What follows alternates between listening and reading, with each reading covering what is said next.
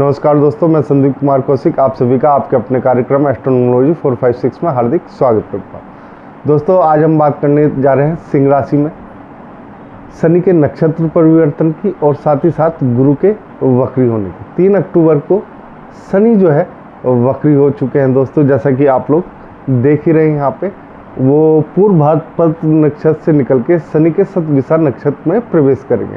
ये 3 अक्टूबर को हुआ था और ये 12:10 पे, और ये यहाँ पे 27 दिसंबर को रात, ठीक है ना, 10:12 तक ऐसा रहेगा लगभग, ठीक है, 42 तक। इसके बाद जो है गुरु भी वक्री हो रहे हैं, ठीक है ना, और ये 9 अक्टूबर को वक्री हो जाएंगे सुबह 10:01 से लेकर और 4 फरवरी तक ये वक्री रहेंगे।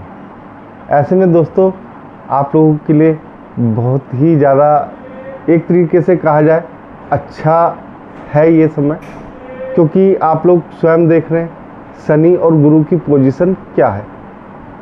देखो, कुछ चीज़ें ऐसी होती हैं जो दिखाई नहीं देती, कुछ चीज़ें ऐसी होती हैं जो दिखाई देती हैं। यहाँ पे आपके जो नक्षत्र स्वामी है, यानी कि राशि स्वामी है, सॉरी, ठीक है ना, वो द्वितीय भाव में बुध और केतु के साथ, जैसा कि आप लोग देख ही रहे। केंद्र में आपके 3 ग्रह हैं, शुक्र हैं, गुरु हैं और साथ में शनि है। यहाँ पे अगर राहु देखा जाए, राहु जो है अष्टम भाव में, यानी कि कष्टों के भाव में, ठीक है। थोड़ा सा आप लोगों को मेहनत ज़्यादा करनी पड़ेगी। देखो, मेहनत तो आदमी करता ही है, हर राशि वाले करते हैं, लेकिन कई बार मेहनत का फल नहीं मिल पाता हमें, ठीक है। अब शनि जब राहु के नक्षत्र में पहुंच जाता है तो कुछ चीज़ें जो है राहु की शनि पे भी आ जाती हैं। यानी कि एक तरीके से देखा जाए तो शनि को स्वयं को भी भ्रम की स्थिति हो सकती है, लेकिन यहाँ पे भ्रम होना ही काफ़ी नहीं है। यहाँ पे एक तरीके से कई चीज़ों में आपके लिए लाभकारी यहाँ पे सिद्ध हो रहा है शनि। देखो, शनि और सूर्य में पिता पुत्र होने के बावजूद भी बनती नहीं है। लेकिन दोस्तों, कई बार ऐसा होता है कि आपकी किस्मत जो है ना 7वें आसमान पे पहुंच जाती है। कुछ चीज़ें ऐसी होती हैं कि जिन्हें हम समझ नहीं पाते या समझा नहीं पाते, लेकिन वो चीज़ें होती हैं, आदमी को दिखाई देती हैं। आप लोगों को जो सबसे ज़्यादा ख्याल रखना पड़ेगा, एक तो आपको अपने सीधे पैर का ख्याल रखना पड़ेगा थोड़ा सा, ठीक है, और उल्टे हाथ का। यहाँ पे थोड़ा सा डिसबैलेंस हो जाएगा, यानी कि कुछ दर्द हो सकता है या कुछ झंझनापन जो होती है ना बॉडी के अंदर, वो हो सकती है इन दोनों जगहों पे, यानी कि उल्टे हाथ पे और सीधे पैर पर। तो इन चीज़ों में थोड़ा सा आप लोगों को देखना पड़ेगा, सचेत रहना पड़ेगा। कोई ऐसी बड़ी दिक्कत नहीं है, हो सकता है एक आध दिन आप लोग रेस्ट करें तो उससे ये सही हो जाएगा। अब दोस्तों बात करते हैं, देखो सप्तम भाव में विवाह का भी भाव है, ठीक है। तो कई लोग शनि को यहाँ पे अच्छा नहीं मानते, लेकिन दोस्तों शनि जब भी किसी की कुंडली में सप्तम भाव में मैंने देखा है तो उसकी लाइफ जो है ना, जो मैरिज लाइफ होती है वो बहुत ही अच्छी चलती है। देखो, थोड़े वाद विवाद हर एक के यहाँ होते हैं, लेकिन ऐसा नहीं कि शनि यहाँ पे कुछ गलत कराता है। शनि यहाँ पे आपको काफ़ी आगे तक ले जाता है, यानी कि लाइफ जो है एक तरीके से जीवन भर के लिए पार्टनर जो है वो मिलता है। इसी तरीके से यहाँ पे थोड़ी बहुत लड़ाइयाँ हो सकती हैं आपकी इस दौरान, लेकिन ऐसा नहीं है कि आप एक दूसरे का ख्याल ना रखो, एक दूसरे का साथ ना निभाओ।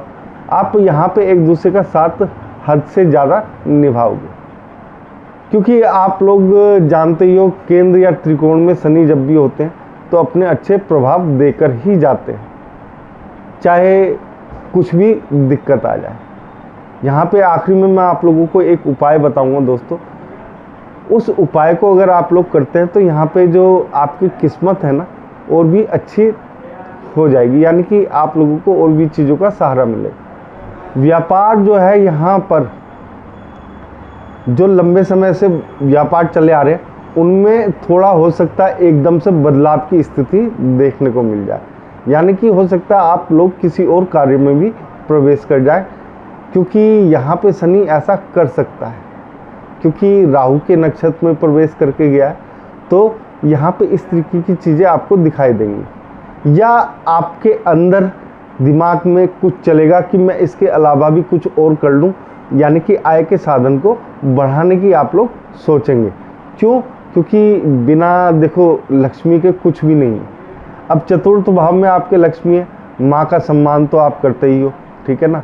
सिंह राशि देखो ऐसी राशि है जिसके लिए दोस्तों मैं ये कहना चाहूँगा कि जितनी मेहनत सिंह राशि वाले करते हैं या जितने दयालु सिंह राशि वाले होते हैं, शायद ही कोई और राशि वाला हो, ठीक है ना। दयालु के मामले में तो देखो नंबर 1 पर जो है मेरे अपने हिसाब से सिंह राशि वाले हैं। इनके अंदर दया भाव जो है सबसे ज़्यादा कूट कूट के भरा होता है, ठीक है, क्योंकि राजा का अंश कुछ ना कुछ इनके ऊपर भी आता है। हर एक नहीं होता, लेकिन काफ़ी हद तक सिंह राशि पे ये असर दिखाई ज़रूर देता है। अब गुरु देखो दोस्तों यहाँ पे वक्री है, ठीक है ना। अब 9 अक्टूबर से वक्री हो जाएंगे, तो 10वें भाव में यहाँ पे गुरु जो है थोड़ा सा आप लोगों को एक तरीके से आगे बढ़ाने की भी कोशिश करेंगे, आपके भाग्य को भी आगे ले जाने की कोशिश करेंगे, ठीक है ना। ऐसा नहीं है कि आपको कहीं छोड़ देंगे, कहीं बीच में छोड़ेंगे, ये आपको एक तरीके से पुश अप है, यानी कि अगर आप कहीं रुक गए हैं ना तो आपको सहारा देके आगे बढ़ाने का कार्य करेंगे, ठीक है। इस चीज़ को समझना ना समझना देखो आप लोगों के ऊपर है। देखो मौके हमारे आंखों के सामने से निकल जाते हैं कई बार, और हम उन मौक़ों को पकड़ नहीं पाते या कैश नहीं करा पाते। इससे कई बार हमें भी खुद को दिक्कत होती है कि बाद में हम सोचते हैं कि हमने उस समय को जाने दिया, उस समय पे अगर हमने ये कार्य किया होता तो हमारे साथ ऐसा ना हो। देखो ये बुद्धि का खेल है, ठीक है ना। जिस चीज़ को मैं शुरुआत में समझा रहा था वो अब बताने का समय आ गया है, ठीक है ना।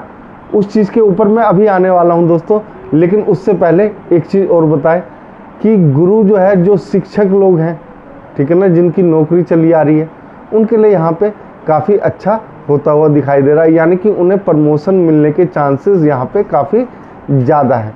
या कोई अगर एक तरीके से देखा जाए जो एजुकेशन के क्षेत्र में, तो उनके एजुकेशन के क्षेत्र में उन्हें थोड़ी सी बढ़ोतरी होती हुई दिखाई देगी। यानी कि जैसे कोई टीचर पढ़ा रहा है तो उसके पास ट्यूशन आ जाए अचानक से, ठीक है ना, या उसकी कोई एफडी वगैरह हो वो आ जाए, या कोई पुराना शिष्य मिल जाए वो उन्हें गिफ्ट में कुछ चीज़ दे दे। तो इस तरीके की जो यहाँ पे होगा वो आपके साथ इस प्रकार से होगा, ठीक है।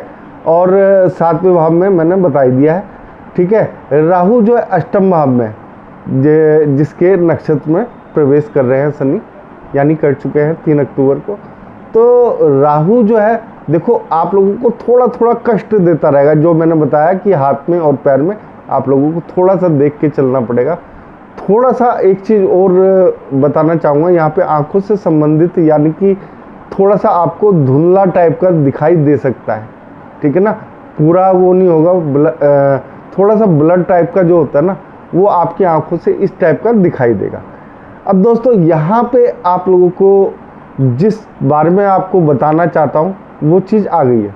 अब देखो ये सब चीज़ें होने के बावजूद आप कैसे इन सब चीज़ों का फ़ायदा उठा पाएंगे। दोस्तों इसके लिए आप लोगों को बुध ग्रह का सहारा लेना पड़ेगा यहाँ पर, क्योंकि इतनी सारी चीज़ें हैं।